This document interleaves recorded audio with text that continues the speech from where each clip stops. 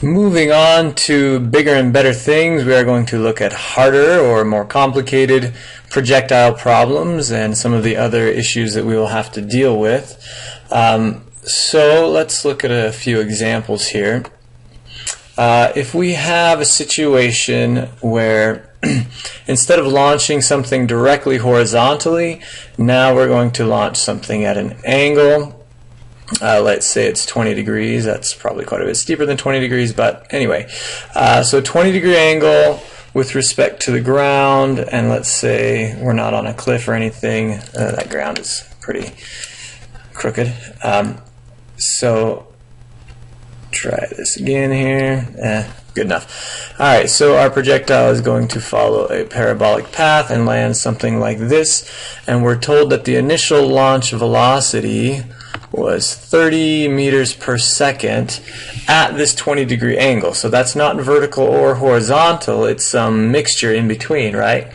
And again, we want to find how far this projectile will go, so the horizontal range here. So we'll start with same quantities as always. V naught A T, this guy 9.8, and then we're trying to find the horizontal displacement, and we've got some other stuff to deal with. So this 30 meters per second, I can't put that here or here, because as I just mentioned, it's not directly vertical or horizontal. What we have to do to deal with velocities at an angle is we need to use a little bit of trig. So jumping over to a different slide real quick. If this is our triangle and we know the long side of our triangle here, so we know the hypotenuse, we can use that information given an angle theta to find the lengths of the other two sides of the triangle. And this is how vectors work. If I have a vector in this direction, then I can find the vertical and horizontal components of that vector by finding the lengths of these two sides of the triangle. So I can use trig to actually find my vertical velocity and my horizontal velocity based on my velocity at an angle. So this side of the triangle here, we call this the adjacent side, because adjacent means next to. It's next to the angle that we are considering, or the angle that we have information about. Over here we have the opposite side of the triangle. It's on the opposite side from the angle that we know about. And so now we're just going to use SOHCAHTOA. And this tells us our sine function, our cosine function, and our tangent function. Hopefully you've seen this before. If you haven't, you might want to get a little extra practice with this. So what this is saying is the sine of an angle theta is the opposite, the ratio of the length of the opposite side of the triangle to the length of the hypotenuse of the triangle. The cosine of your angle is equal to the ratio of the adjacent side, the length of the adjacent, to the length of the hypotenuse, and the tangent of your angle is equal to the opposite, the ratio of the length of the opposite to the length of the adjacent side. So what we're typically going to do, if we're given this, we will say that that is the total velocity v. This side will be the vertical, and usually it's the initial vertical velocity. This side will be the horizontal velocity, and we don't have to distinguish initial from final because there is only one velocity in the horizontal direction. So using these relationships here, if I want to find the velocity in the vertical direction, well, I need the trig function that relates the opposite and the hypotenuse, so I'm going to use sine. So I'm going to have sine of theta is going to equal the opposite, which is my vertical initial velocity, over my total initial velocity. And typically we rearrange this and we're going to say, okay, the vertical component, if I multiply that to the other side, is the initial velocity times sine theta. To find the horizontal component, That's the adjacent and the hypotenuse, so we're going to use cosine function. Again, we'll multiply the hypotenuse to the other side, and we'll end up with the horizontal component being the initial velocity, the total velocity, times the cosine of theta. So here is basically what we're going to be using most every time. Now, this is given that the angle is with respect to the horizontal.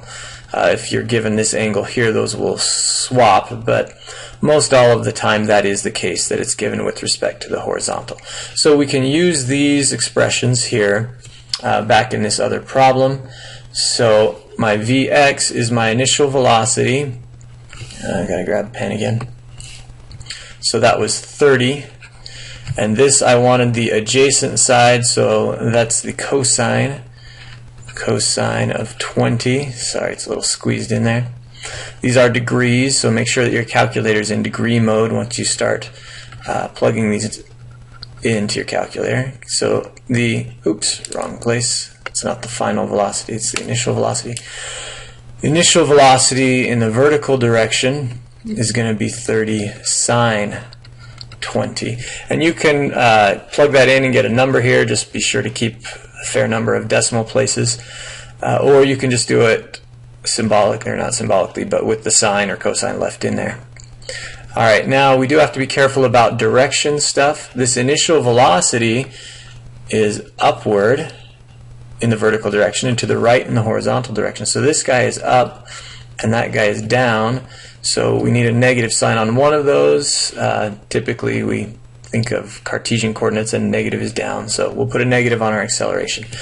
This final velocity, we actually know that from up-down problems. It's just going to be a negative of this, but that's not really going to be useful anyway. The horizontal displacement, this is a good little thing to know.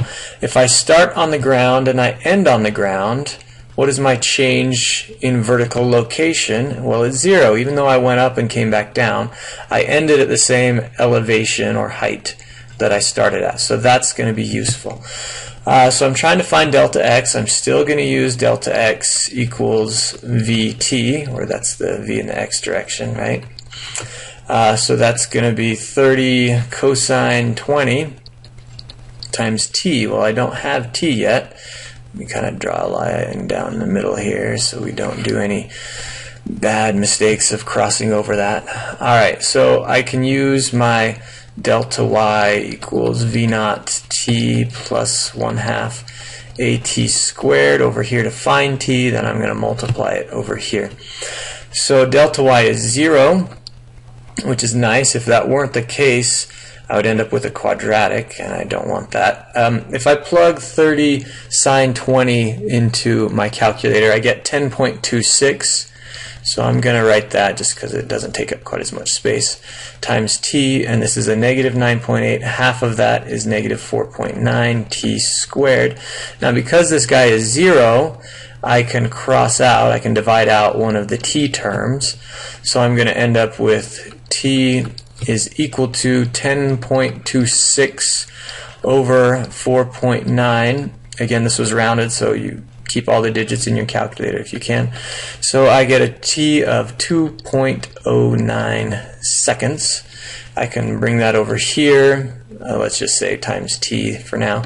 30 times cosine of 20 is 28.19 times 2.09 seconds. And if you don't do any intermediate rounding until the very end, you're going to end up with 59 meters is your horizontal range. So one little extra step from what we saw previously, where you have to deal with sines and cosines to split up this initial velocity into horizontal and vertical components. Alright, now what if we make it a little more complicated? Let's do the exact same initial velocity and angle, but instead of being on a flat piece of ground, we are now shooting off of a cliff. So here's our initial angle here, 20 degrees, initial velocity of 30 meters per second at 20 degrees. That's not a second, that's a 2. Let's fix that. Okay. So our equations will work out just the same. We're going to have delta x is what we're trying to find. It's going to land down here somewhere, right? So we want to find that horizontal displacement. What is that? Okay. So delta x is what we're looking for. Velocity in this direction is 30 cosine 20. T we don't know. And vertically delta y now, I guess I need a height for this cliff. Say we're 50 meters high. Okay, so that's going to be 50 meters. V we don't care about. V naught is going to be 30 sine 20. Acceleration is 9.8. Now earlier we made this negative because it was down. Delta y is also down because I end up down below where I started, so I need a negative on that as well. T I don't know, but I'm going to try to find this so I can plug it in over here and multiply it by this. Let me erase some of this parabolic path here just to keep things a little prettier. Alright, so the same equation we had before, except for delta y is not 0, so I'm going to have negative 50 for delta y is equal to, and again I'll just jump to 10.26, that's what 30 sine of 20 is equal to, times t minus 4.9 t squared. Now we have an additional step we got to take care of because this guy, we can't cross out a t because there's no t in this term. So we've got a quadratic. So use whatever your favorite method is for solving a quadratic. I did it already, and it turns out that t in this case works out to be 4.409. So I'm going to come up here, 4.409.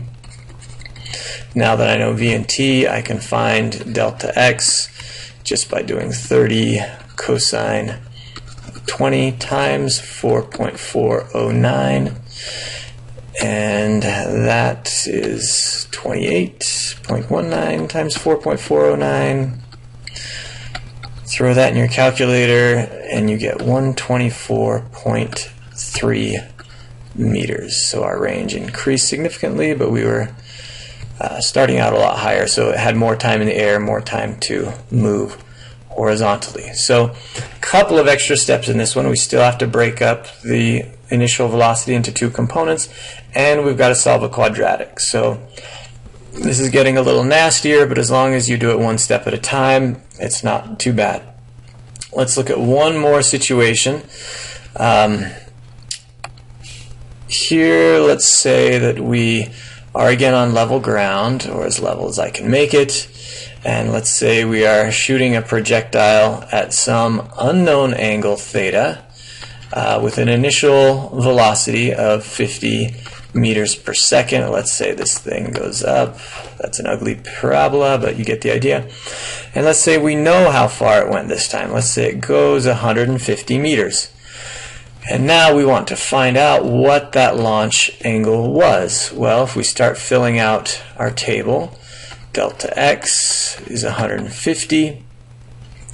V, we don't know what it is, and we can't even solve for it directly, but we can still say that it's 50 times the cosine of theta, whatever that theta is. T, we don't know. So there's our horizontal stuff. Our vertical stuff, delta y is equal to 0.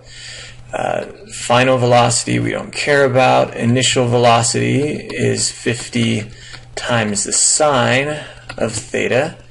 Acceleration, we'll make it negative 9.8.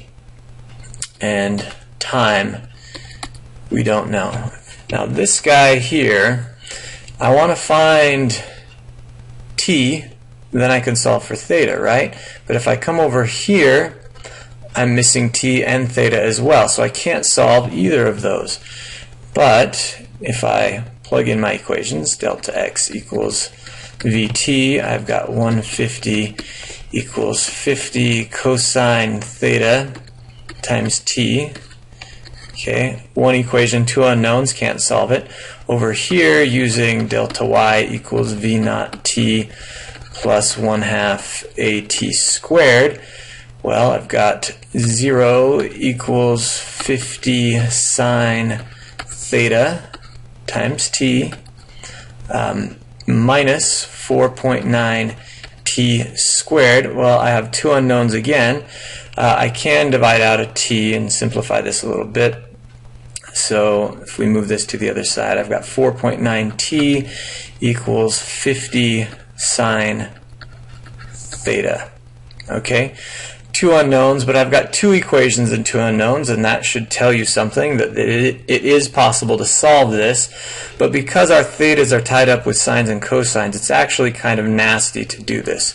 So what I'm actually going to do is I'm going to show you a nice little shortcut, something called the range formula, where we'll basically do the algebra symbolically so that we never have to do it again and save ourselves a lot of time.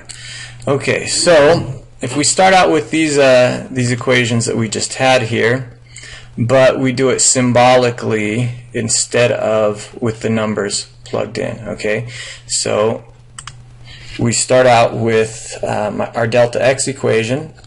Turn the pen back on. Delta x is v naught cosine theta times time, where this v naught here that I'm talking about is the total initial velocity, not a component. So in our example over here, that's the 50 that you would plug in. So we've got our initial velocity times cosine. Oh, I forgot my theta there.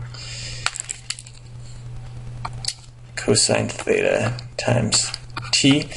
In the other direction, we are assuming that delta y is 0 still. So this equation, this nice little shortcut formula, is only good for if you land at the same height that you started at. So it's sometimes called the level range equation because you have to be on level ground. Okay, so in that case, we end up, we have 0 equals v naught times sine of theta times t minus 1/2. We'll go ahead and put 9.8 in here because it's always going to be 9.8, so might as well leave that in. Alright, so we start with this guy here. Now if I rearrange this guy, again cross out my t's, if I rearrange this and solve for t, I'm going to have t equals, move that over there, multiply things, the 2 ends up on top, 2 v naught sine theta over 9.8. Okay, and if I substitute that t in over here, I've got v naught cosine theta times 2 v naught sine theta over 9.8.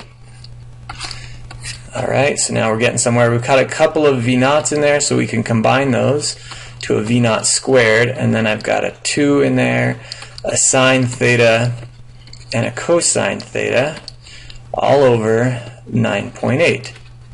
Now this is decent enough. If I can use this equation to find the range, given the initial velocity and the angle, and just plug it in both times. But if I know the range, like the problem we were just looking at, and I'm trying to find that angle, it's going to be a little tricky because I've got a sine and cosine. Well, some of you might recognize that 2 sine theta cosine theta, there's a trig identity for that, and that is equivalent to sine of 2 theta.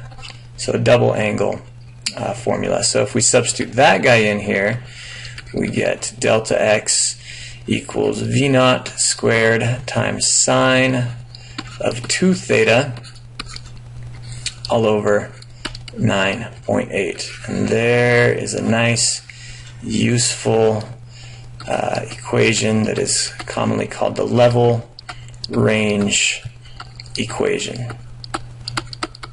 Okay, so essentially you can use this to solve this guy over here, and you don't even really have to set up all your tables and everything. I mean, if you just jump right to this equation, and say delta x equals v naught squared sine 2 theta over 9.8. I guess it shouldn't just be the right hand side over 9.8. Okay. And now I know delta x, right? So 150. I know my initial velocity is 50. I have to square that. And then I've got sine 2 theta over 9.8. I'll put that parenthesis in the wrong place. Sorry. Sine 2 theta over 9.8. And the rest is, fairly basic algebra. Let's get some room over here. We can solve this guy. Alright, so we're going to have sine 2 theta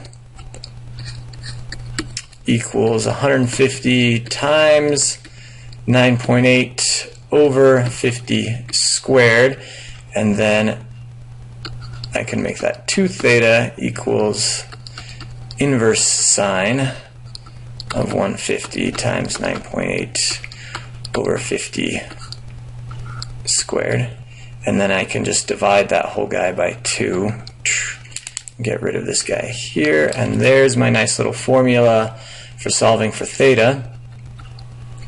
And you throw that guy in your calculator, and I get 18 degrees.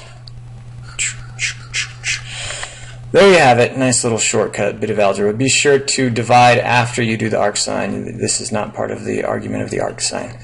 Okay, so that's about as ugly as it gets. Now you could have a non-zero vertical displacement as well, and in which case this does not work, and you'd have to do something like this, and it would be very ugly, but I wouldn't worry about that. I'm not going to give you a problem like that. So, see you next time.